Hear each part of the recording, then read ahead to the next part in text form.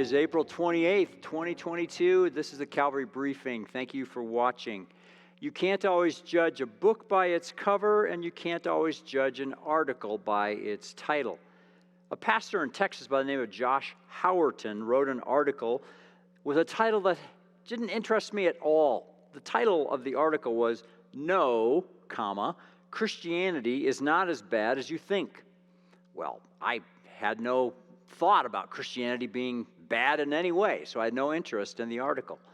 But a few days after I saw that title, I happened to catch the subtitle of the article, and my interest was piqued.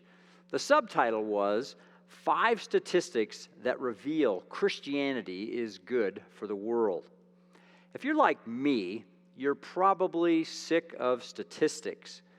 Statistics have been used over the last couple of years in a manipulative way, and probably we're all a little wary when it comes to statistics. But Howerton did a good job of looking through the statistics and finding some encouraging statistics for those of us who are followers of Jesus Christ. We live in a secular culture. Our media is secular. Most of our educational institutions in America are led by secular philosophers and secular educators. And so there is a narrative that comes out about Christianity that is just assumed by our secular world. And Howerton hits 5 of these key aspects of the secular narrative about Christianity head on. Our culture, for instance, will say Christians aren't really pro-life, they're just pro-birth. Well, the fact is that 2% of American households adopt children, but 5% of Christian households adopt children. Plus, Christians are almost 100% behind the Crisis Pregnancy Center movement, which makes sure that mothers are safe and babies are safe, even in volatile situations.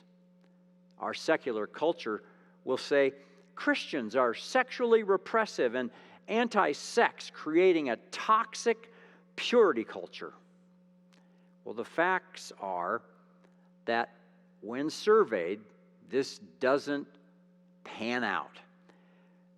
A survey which asks this question: are you satisfied with your sexual relationship with your partner?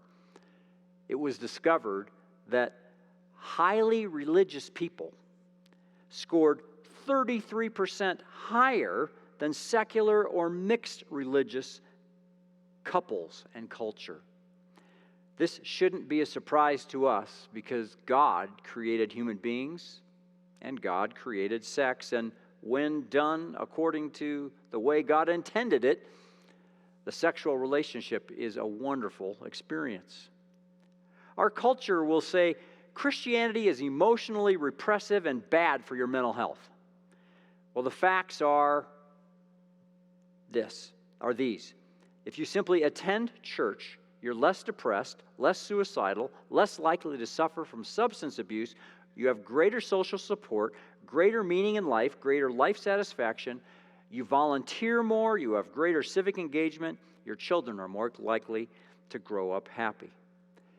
According to the secular newspaper, the Washington Times, during the year 2020, which was heavily dominated by the pandemic, there was one group in America, one, that actually had improved mental health throughout the year.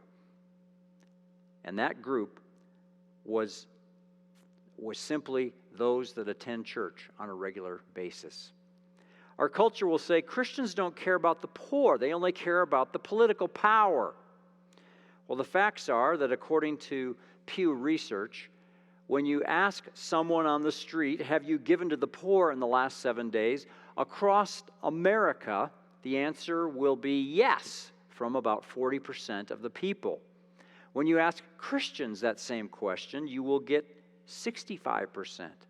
Plus, Christians are twice as likely to volunteer their time for no compensation at all. Finally, our culture will say Christianity is gender oppressive, a tool of abusive patriarchy, and it creates toxic relationships for women. Well, again, when surveyed, when looking at the absolute basic statistics, in a survey that was gauging relational attachment, commitment, satisfaction, and stability, the highest scoring group was, drum roll, highly religious gender traditional couples. Josh Howardin came to the conclusion that Christianity changes people, and it is an absolute essential part of culture. And he closes his article with these words: "We could go on and on.